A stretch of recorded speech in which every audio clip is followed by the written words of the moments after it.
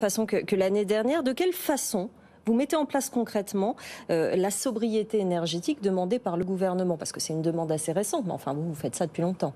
On fait ça depuis longtemps, mais tout le sujet, c'est la massification. Donc Oui. on a évidemment participé de manière intense à tous les groupes de travail lancés par la ministre de la Transition énergétique pour donner les solutions et voir comment on pouvait donc les développer à grande échelle.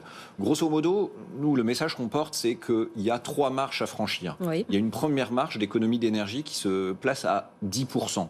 10% d'économie d'énergie, c'est pas très compliqué. Si on entretient, qu'on règle bien sa chaudière, si on entretient aussi, ça c'est beaucoup moins connu, mais les tuyaux de distribution du chauffage, de l'eau chaude jusqu'au radiateur, on évite qu'ils soient obstrués par exemple, là aussi on va faire de l'économie d'énergie.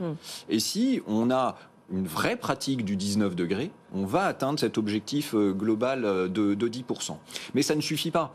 Face à la difficulté qu'on va connaître, peut-être pas cet hiver, mais l'hiver prochain, sur le gaz, ça va être plus compliqué l'hiver prochain. Il faut augmenter le niveau d'économie d'énergie. Ça, c'est la deuxième marche à 20%. Et ça, il faut investir dans le numérique et dans le pilotage à distance. Oui, parce que quand on est un particulier, bon, sur un logement, c'est gérable, mais quand on est une entreprise, il faut savoir calculer déjà sa dépense, sa consommation, pour ensuite pouvoir la diminuer. Oui, et il faut dialoguer entre les usagers du bâtiment et celui qui gère l'énergie. Qu'est-ce que j'entends là par dialoguer? Tout simplement, avoir l'information remplie par les usagers de leurs besoins. Est-ce que telle ou telle salle va être, telle ou telle pièce va être utilisée? Bon, quand elle n'est pas utilisée, on baisse le chauffage, tout simplement, on ne le coupe pas, on le baisse, et donc c'est facile après de remonter la température. Et avec le numérique, cette information, elle est transmise en temps réel à la chaudière. Il y a l'intelligence embarquée pour piloter, et donc avoir un équilibre entre la demande et l'offre permanent.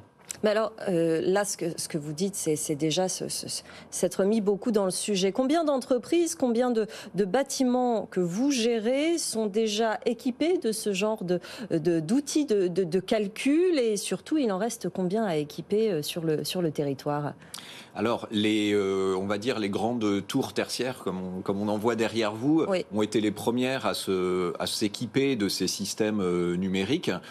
Pour autant, il y a énormément de bâtiments tertiaires de plus petite taille qui doivent encore franchir ce pas, que ce soit dans le tertiaire privé ou dans le tertiaire public. Il y a des obligations d'économie d'énergie importantes qui pèsent maintenant sur tous ces bâtiments tertiaires, mais ils sont beaucoup trop lointains puisque l'obligation est à horizon 2030. Là, concrètement, compte tenu de ce contexte énergétique et de ces prix complètement affolants, il faut absolument accélérer. 2030, c'est tenable? Ah, mais il faut aller, Encore plus vite. Oui. Oui. Mais d'un point de vue économique, la bonne nouvelle, c'est que le temps de retour sur investissement, quand les prix de l'énergie s'envolent, il est plus rapide.